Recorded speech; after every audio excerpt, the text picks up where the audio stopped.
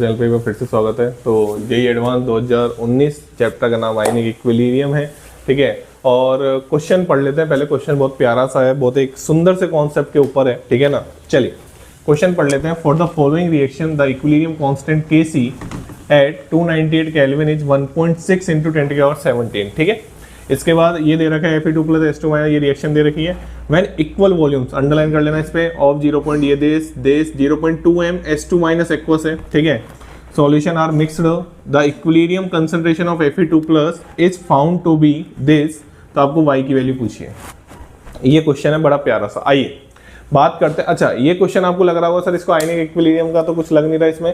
हाँ, मतलब ionic equilibrium से बढ़िया आप इसको केमिकल इक्विलिब्रियम का कहें, एडवांस का क्वेश्चन, ठीक है ना। लेकिन मैंने इसको आयनिक इक्विलिब्रियम की वीडियो में प्लेलिस्ट में डाल दूंगा। आप क्वेश्चन है, ठीक है, वहाँ पे इसको कवर नहीं करेंगे, यहाँ पे कर रहे हैं तो ठीक है ना। चलिए आइए बात करते हैं कॉन्सेप्ट की। तो Fe2+ एक्वस, वैसे आप इसको प्योर केमिकल इक्विलिब्रियम का क्वेश्चन बोल सकते हैं, कोई टेंशन वाली बात नहीं है, ठीक है ना। चलिए तो Fe सॉलिड, ठीक है। तो यहाँ पे अगर हम बात करें तो Fe2+ एक्वस और भैया आप इस पे फोकस करना, इक्वल वॉल्यूम।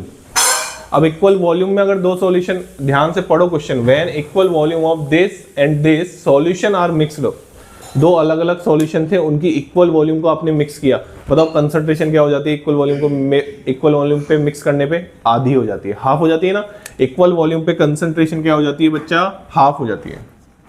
कंसंट्रेशन दोनों की क्या हो जाएगी? हाफ। यही तो सीखना था इसमें, कंसंट्रेशन दोनों की क्या हो जाएगी? हाफ हो जाएगी। आइए बात करते हैं। तो अब कितनी कंसंट्रेशन रह गई इसकी? 0.03। इसकी कितनी कंसंट्रेशन रह गई? 0.1। बात समझ में आ गई। चलिए इसका Kc बताइए। Kc अगर आप इसका देखें तो Kc देख के तो आपको कुछ तो याद आएगा कि सर ऐसा कहीं तो आपने पढ़ा था। क्या पढ़ा था पता है?